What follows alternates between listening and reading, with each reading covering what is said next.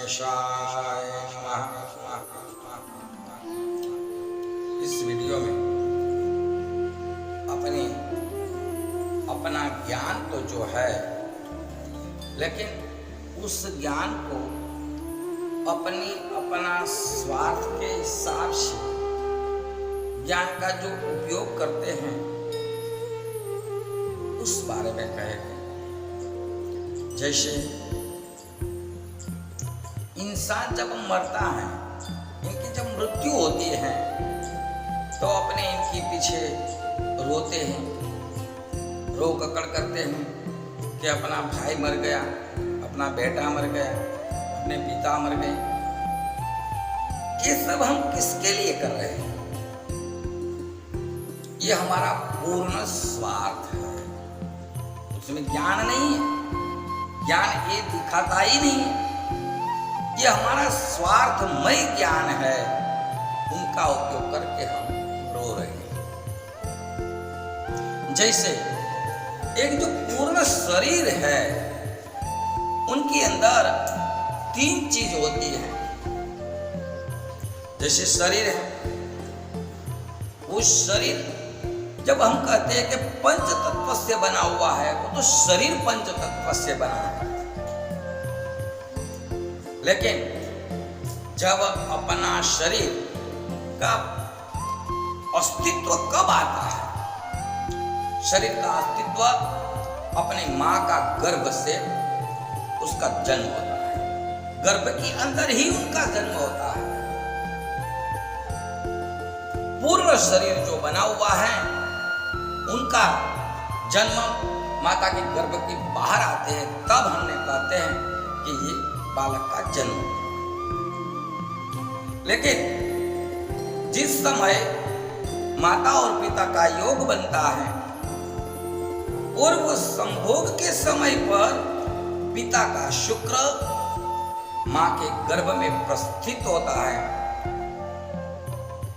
और जिस समय माता के गर्भ में शुक्राणु प्रस्थापन हुआ, उसी समय अपना शरीर का जन्म हो चुका है। उसी समय अपना शरीर बनने का कार्य चालू हो गया। तो पहला ही अपना शरीर बना हुआ है, लेकिन उनके अंदर न तो हृदय होता है, और हृदय है वो चालू होते ही नहीं। बहुत सूक्ष्म शरीर में हृदय है, लेकिन हृदय की धड़कन नहीं है। और हृदय की धड़कन कब बनती है? जो वो गर्भ के अंदर शरीर का प्रस्थापन हुआ है, वो शरीर 1 दिन, 2 दिन, 5 दिन, महीना, 2 महीना, 3 महीना, ऐसे करके 3.5 महीने का जब शरीर बनता है, उनके बाद ये हृदय की धड़कनें चालू होती है। तब तक हृदय की धड़कन चालू नहीं थी। जो शरीर है वो तो माता पिता के योग से बना हुआ है, तो ये संपत्ति माता पिता की है। लेकिन माता पिता के शरीर की जो संपत्ति, माता पिता का जो अधिकार है, वो सिर्फ शरीर के ऊपर है। और 3.5 महीना जब होता है, उनके बाद हृदय की धड़कन शुरू हो जाती है। हृदय दबक दबक दबक करके शुरू हो जाता है। उसी समय अपनी आत्मा का प्रवेश कर दिया है। उसी समय परमात्मा ने वो आत्मा दिया हुआ है। वो परमात्मा का अंश है, परमात्मा का एक टुकड़ा है। जो आत्मा परमात्मा के अंदर से एक टुकड़ा अलग होकर जो अपने आत्मा स्वरूप में अपने शरीर के अंदर प्रवेश किया है, तो वो आत्मा है। वो परमात्मा का अंश होने की वजह से उनका ऊपर परमात्मा का अधिकार है, नहीं कि अपने माता पिता का। उनके बाद जब 9 महीने हो जाते हैं, बालक का जब जन्म होने का परिपक्वता होती है, तब तक ये गर्भ के अंदर बुद्धि नहीं होती।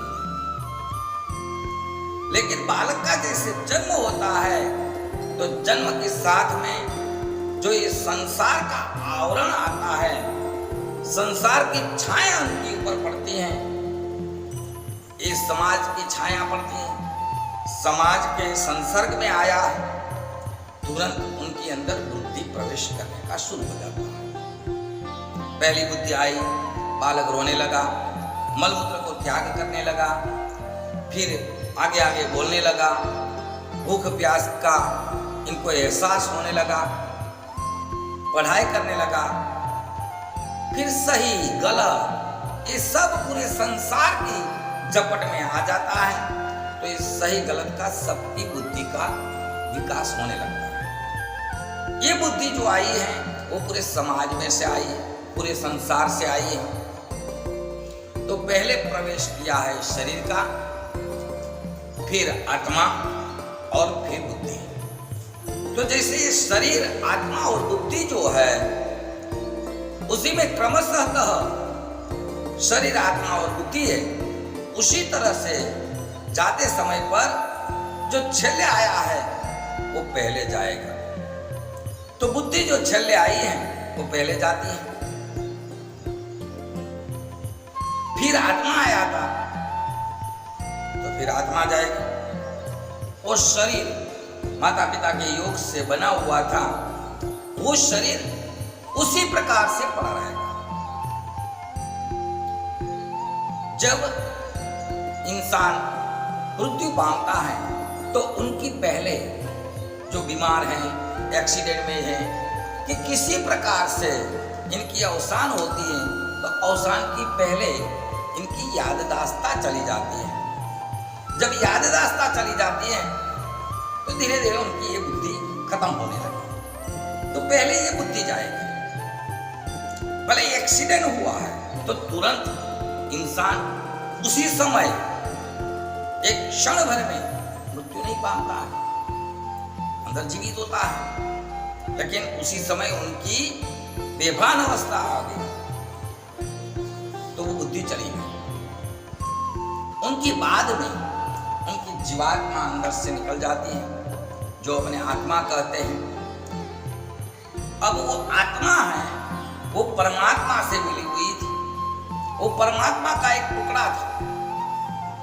जैसे सुवर्ण में से एक टुकड़ा निकाल के जैसे कोई भी आभूषण बनाए तो उनका अपने नाम दे देंगे कि ये कंगन है, ये चूनी है, ये जो भी आभूषण बने हैं, ये चुंडामणि है, तो ये चुंडामणि नाम के या कंगन है या चूनी है, वो आभूषण को हम पिघाल देंगे तो फिर वो सुवर्ण ही बन जाता है। उसी प्रकार ये आत्मा, ये परमात्मा के अंदर से एक टुकड़ा अलग होकर अपना आत्मा स्वरूप बना हुआ है। फिर वो आत्मा अपने अंदर से निकलकर परमात्मा के अंदर विलीनीकरण होता है, तो परमात्मा मय बन जाता है जब अपने शरीर से आत्मा निकल जाती है। तो परमात्मा से निकला था और फिर परमात्मा के अंदर आ गया।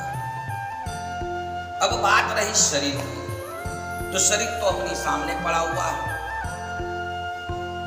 भले एक्सीडेंट हो गया हो, शरीर पूरा टूट गया है, लेकिन पूरे के पूरा शरीर का जितना भी अंश है वो सब के सब अपनी सामने पड़ा है। सामने से जब माता पिता ने जिस शरीर की स्थापना की थी वो तो बहुत सूक्ष्म थी। और माता का गर्भ से जो इनका पोषण करके जो शरीर बना वो भी बहुत नाजुक थे। लेकिन पूरे संसार के अंदर आने के बाद इस शरीर का बड़ा विकास हो गया। तो सामने से कुदरत ने तो तुम्हारे सामने जो शरीर रखा हुआ है वो तो बहुत बड़ा शरीर रख दिया है, फिर भी हम रो रहे हैं। तो हम किसको रोते हैं? बुद्धि समाज से आई थी, बुद्धि समाज में चली गई, संसार में चली गई। आत्मा परमात्मा से मिला था तो परमात्मा के अंदर चला गया। शरीर के ऊपर अपना अधिकार है तो वो शरीर अपनी सामने पड़ा हुआ है, तो फिर हम किसको रो रहे हैं?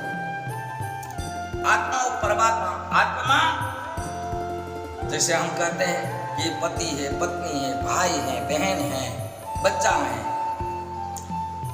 वो सब शरीर का संबंध है। आत्मा के साथ में किसी का संबंध नहीं होता। आत्मा आत्मा को भाई नहीं होता है, आत्मा आत्मा के पिता नहीं होता है, इनका पति नहीं होता है, इनकी पत्नी नहीं होती है। आत्मा का संबंध सिर्फ परमात्मा के साथ में होता है। आत्मा और परमात्मा ये दोनों चीज एक ही है, क्योंकि परमात्मा के अंदर से आत्मा एक टुकड़े के स्वरूप में आया हुआ है और बाकी का संसार का जो भी व्यवहार है वो सब शरीर के साथ में, पति पत्नी, भाई बहन, काका, कुटुंब, परिवार, ये सब शरीर के साथ में संबंध है, परमात्मा के साथ में नहीं। आत्मा का संबंध सिर्फ परमात्मा के साथ है। जब परमात्मा पूर्ण ज्ञानी है, जब स्वर्ण का एक गट्ठा जो है उसमें से आभूषण बने हैं तो उनके अंदर कसौटी लगाओगे तो उसके अंदर भी स्वर्ण दिखेगा। तो आत्मा के अंदर जब तुम्हें देखोगे तो उनके अंदर भी परमात्मा ही दिखेगा। क्यों? कि जैसे एक स्वर्ण में से गट्ठा स्वर्ण का है, उसी में से जैसे एक टुकड़ा निकाल के जो भी आभूषण बनाए उसी में वही गट्ठा का स्वर्ण है। उसी प्रकार से परमात्मा के अंदर से एक टुकड़ा निकलकर आत्मा के स्वरूप में आया है। तो आत्मा के अंदर देखोगे तो वो भी परमात्मा है। इसीलिए तो कहते हैं कि आत्मा ही परमात्मा है। तो आत्मा परमात्मा पूर्ण ज्ञानी है तो आत्मा भी पूर्ण ज्ञानी है। आत्मा को पूर्ण ज्ञान है। क्या आप सब नहीं जानते हैं कि कौन चीज सही है, कौन गलत है? ये सब ज्ञान अपन को है, लेकिन सही को हम दबा देते हैं, गलत को हम जाहिर कर देते हैं। और उनके पीछे का कारण ये है कि हम अपनी बुद्धि से पूछते हैं। जब आत्मा को पूछोगे तो आत्मा अपन को पूर्ण सही ज्ञान दिखाएगा, लेकिन हम आत्मा को नहीं, हम बुद्धि को पूछते हैं। और बुद्धि काला सफेद दोहरा पीला ये सब करने के लिए ये सब पूरे संसार से बुद्धि आई है। तो हम ये आत्मा के ऊपर हमारा अधिकार नहीं है, फिर भी आत्मा निकल गई तब हमारा रोना धोना सब शुरू हो जाता है। ये हमारा पूर्ण स्वार्थ है। वहां पर हम पूर्ण स्वार्थ के हिसाब से रो रहे हैं तो हमारा ज्ञान का हम इनके पीछे दुरुपयोग करके अपना ज्ञान स्वार्थमय है, और स्वार्थमय जिनको कहते हैं ये धर्म तो है, लेकिन कैसे अपने एक ऐसी पूरे समाज की बात में कैसे हैं, कहते हैं कि सगवड़ जाता है अपनी सुविधा के मुताबिक ये धर्म को पालन करने का, इनको कहते हैं सगवड़िया धर्म। तो ये ज्ञान जो है उनका अंदर अपना स्वार्थमय जो ज्ञान बना देते हैं, ये अपने इस स्वार्थमय ज्ञान भोगते हैं।